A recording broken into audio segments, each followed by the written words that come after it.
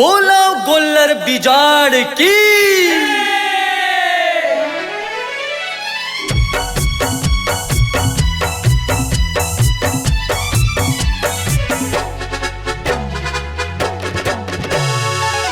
दूध के धंधा चांदी चांदी चांदी, दूध के धंधा चांदी चांदी चांदी। प्राचीन युग में गौतम बुद्ध ता, प्राचीन युग में गौतम बुद्ध ता, आज के नोट में गांधी गांधी गांधी। दूध के धंधा भैया चांदी चांदी चांदी।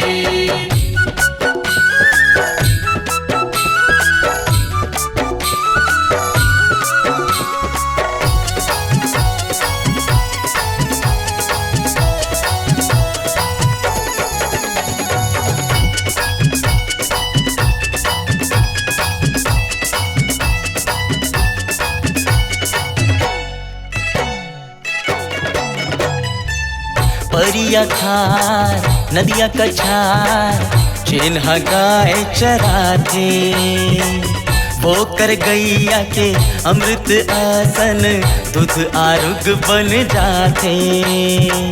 अमृत अस पाए बर दूधता, अमृत अस पाए बर दूधता, रोज खवा ले कांदी कांदी कांदी। दूध के धंधा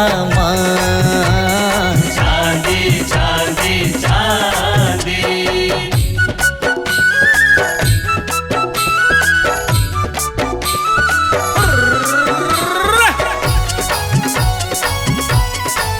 हाय हाय ओए ओए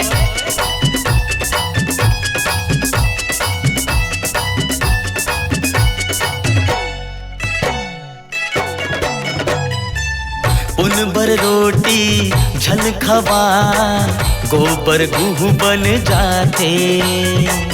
झूठा काठा धोवन पियले, को रहा बसाते। अन्न खवाते धोवन पियाते, अन्न खवाते धोवन पियाते, ओकर घर पाप के आंधी आंधी आंधी। दूध के धंधा चांदी चांदी चांदी।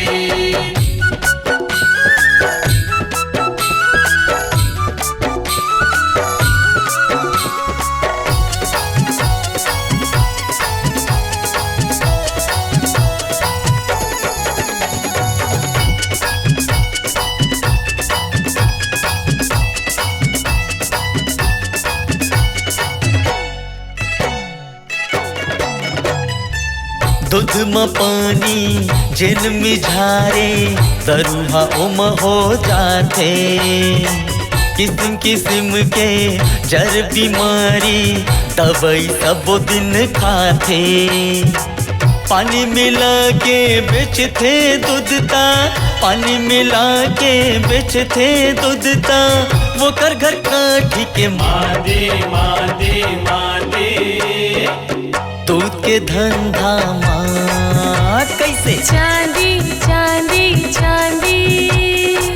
प्राचीन युग में गौतम बुद्ध ता, प्राचीन युग में गौतम बुद्ध ता, आज के नोट में गांधी गांधी गांधी। दूध के धंधा सिर्फ चांदी चांदी चांदी। दूध के धंधा चांदी चांदी चांदी।